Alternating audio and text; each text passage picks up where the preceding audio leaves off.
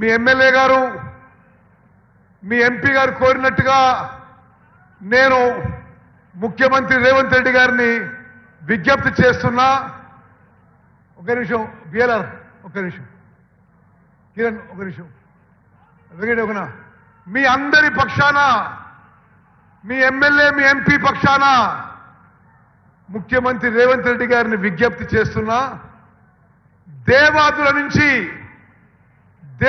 నుంచి గోదావరి జలాలు తుంగతుర్తికి తీసుకురావడంలో వారు సహకరించాలి, ఈరోజు వారు ప్రకటించాలని చెప్పి నేను కోరుకుంటున్నా. దేవాదుల ప్యాకేజ్ 6 పనులు ఆగిపోయినాయి. దేవాదుల ప్యాకేజ్ 6 ద్వారా తుంగతుర్తికి, పాలకుర్తి ఎమ్మెల్యే యశస్వి గారు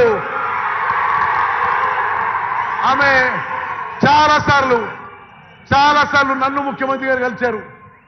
స్టేషన్ గన్పూర్కి, వర్ధన్నపేట్కి దేవాదుల ప్యాకేజ్ 6 నుంచి గోదావరి నదీ జలాలు తీసుకొచ్చేదానికి ఈరోజు ముఖ్యమంత్రి గారు ప్రకటించవలసిందిగా నేను సభాముఖంగా మనవి చేస్తున్నా.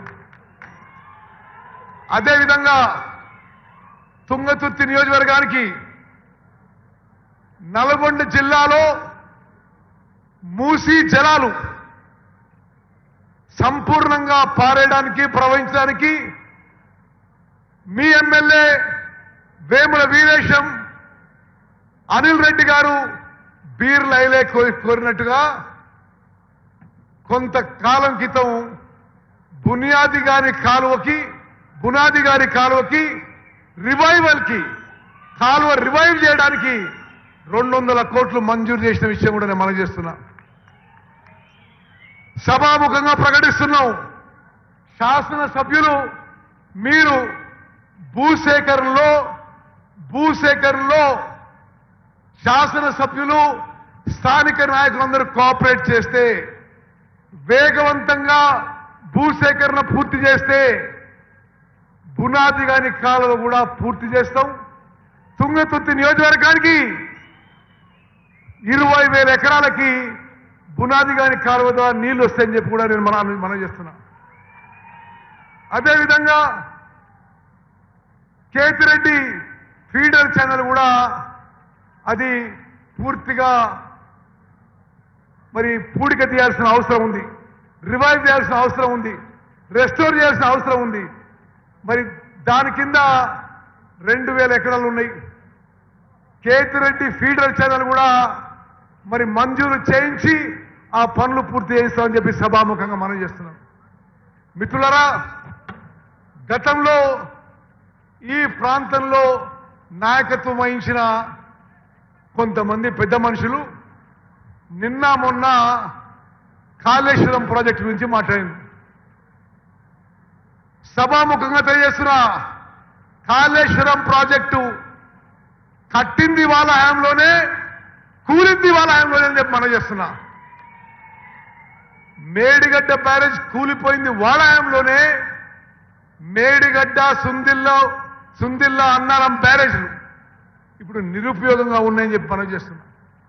నిరుపయోగంగా ఉన్నా తెలంగాణ రాష్ట్రంలో కానీ, సూర్యాపేట జిల్లాలో కానీ ఎక్కువ వ్యవసాయంలో నీరందించి పంట పండింది మన కాంగ్రెస్ ప్రభుత్వంలో. మనం అధికారంలో వచ్చిన తర్వాత పోయిన వానాకాలంలో తెలంగాణ రాష్ట్రంలో 66.7 లక్షల ఎకరాల్లో 160 లక్షల మెట్రిక్ టన్ల వరిధాన్యం పండింది.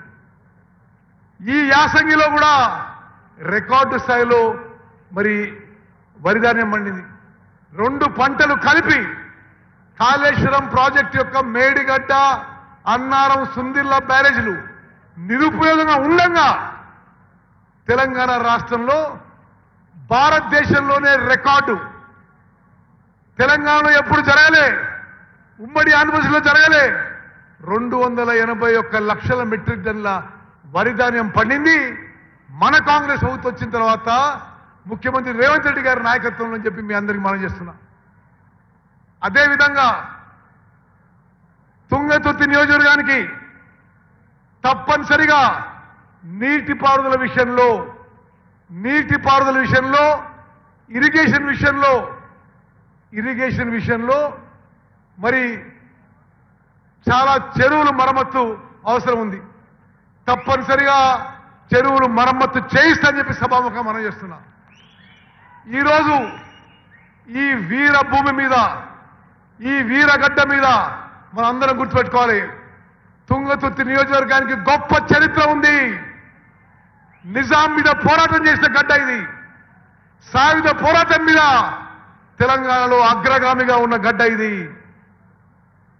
భీమిరెడ్డి నరసింహారెడ్డి అసంటి వీరోచిత వీరులు జన్మించిన పోరాటం చేసిన గడ్డ ఇది. మరి ఈ తుంగతుర్తి నియోజకవర్గానికి ఏ విధంగా అభివృద్ధి చేయగలతో తప్పనిసరిగా చేస్తామని రేవంత్ రెడ్డి గారు నేను సభాముఖంగా మాటిస్తున్నాము. మరి ఇక్కడికి దగ్గరలో ఉన్న తాటిపాముల గ్రామ వాస్తవ్యం నేను. మీలో చాలా మందికి తెలుసు. మరి తుంగతుర్తి నియోజకవర్గ వాస్తవిగా తప్పనిసరిగా తుంగతుర్తి నియోజకవర్గాన్ని సర్వతోముఖాభివృద్ధికి ముఖ్యమంత్రి గారి సహకారంతో ఈ కాన్స్టిట్యున్సీని అన్ని విధాలుగా డెవలప్ చేస్తాం. మంత్రి వెంకటరెడ్డి గారు, నేను, జిల్లా మంత్రి గారు, మీ ఎమ్మెల్యే, మీ ఎంపీ అందరం కూడా తుంగతుర్తి నియోజకవర్గ అభివృద్ధికి కట్టుబడునని చెప్పి మరో మనం చేస్తూ ముగిస్తున్నాను. జై హింద్, జై కాంగ్రెస్.